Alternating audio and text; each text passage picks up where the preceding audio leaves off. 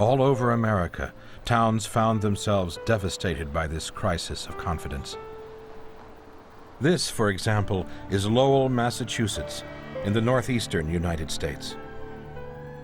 To some extent, it never recovered from the tragedy that hit it then. Lowell was a mill town, dependent on one main industry, textiles. Here, demand was slowing down even before the crash. Lowell was losing out to mills in the South, where labor costs were cheaper. But after the crash, orders halved. The mills were forced to make cutbacks. Many closed their doors for good.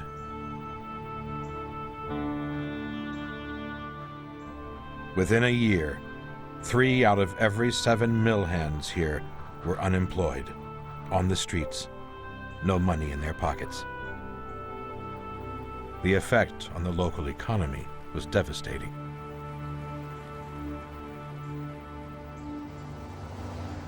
Back then, I had a store in the Wrightsboro Road. Been a thriving concern from the start. I mean, it was nothing for my husband and me to go out on a party and spend $100 to $200 in a single evening.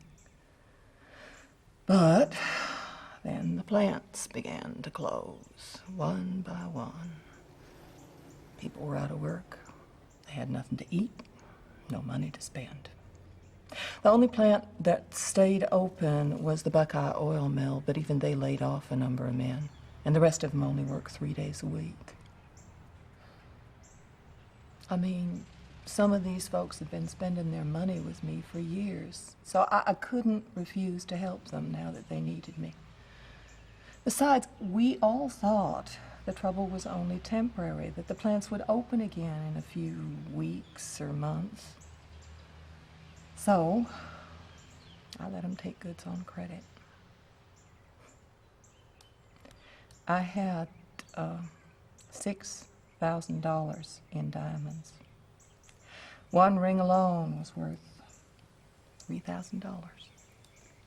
And I sold them all, with the exception of my engagement and wedding rings. And just kept on restocking my shelves.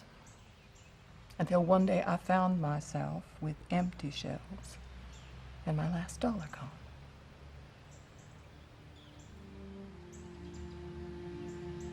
The collapse of the economy cut across American society. It affected not just those on the factory floor, but office workers, clerks, secretaries, traveling salesmen. This footage shows scenes 1 year after the crash at a labor exchange. News of 100 jobs had drawn crowds 5,000 strong. And with every passing month, the lines of the unemployed grew longer. 7 million by 1931, 12 million by 1932. I thought I'd get another job. I was young enough. I had experience and standing in the town. I was wrong. When I saw there were no jobs to be had locally, I began looking elsewhere. Got a temporary job in the ice plant. But then I came to realize business was so bad they were only keeping me on out of sympathy. And I couldn't stand that. So I quit. I tell you, we learned to count our nickels. Meanwhile, what of Hoover? Was he, as some historians have said, a do-nothing president? The truth is, he worked hard, persuading big business to fix wages and end the layoffs. He thought big business, not the government, would be the force behind recovery.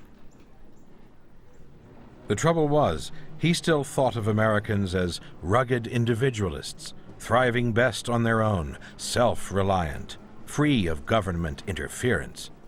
A proud philosophy well suited to the boom times, but hardly helpful in the face of such hardship.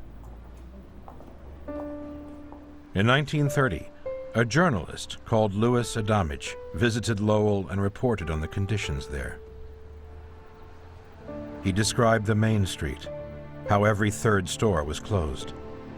how the butchers had stopped ordering turkeys for Thanksgiving, how the barber shops were under threat, people were cutting their hair at home. The only places doing well were the thrift shops, the 5 and 10 cent stores. But what struck him most was the sight of men and women, mostly men, aimless, hopeless. Their dignity as breadwinners, as husbands, as fathers, eroded. What follows are the words of a man interviewed on the streets of New York, his testimony and insight into the mood of despair.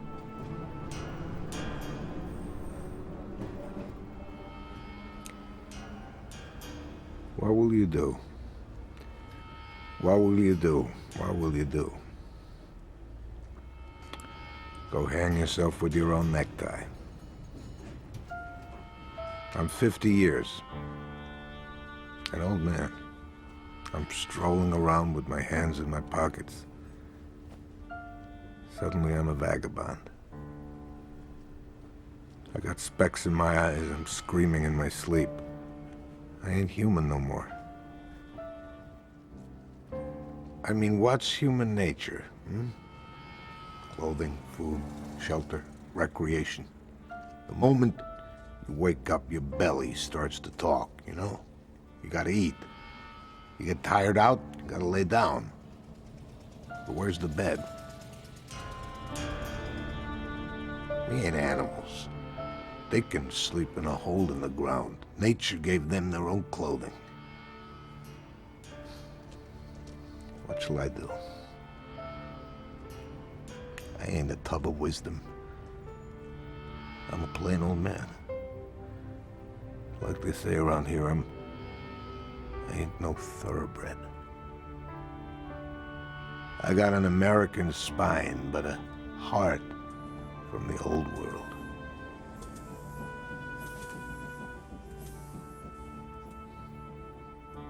The only thing is, it's a good God. A wise God. He won't let me live long. That's all.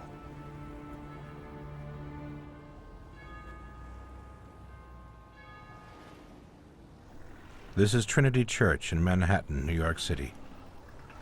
It stands directly opposite Wall Street, surrounded by some of America's oldest financial institutions. In the years after the crash, Trinity Church was one of those places in New York where the homeless could come for shelter, where the hungry could get a piece of bread or a bowl of soup. Traditionally, private charity was considered shameful. Rugged individualists don't want help. But they had little choice. Unlike in Britain, where the government gave pay called the dole to those out of work, in America there was no safety net. The American way was sink or swim, and charity, though shameful, was better than starvation.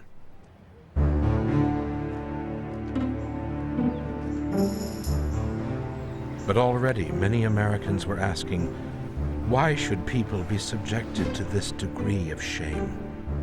Was it their fault the system had collapsed? If not, whose responsibility was it to fix the system? Hoover's.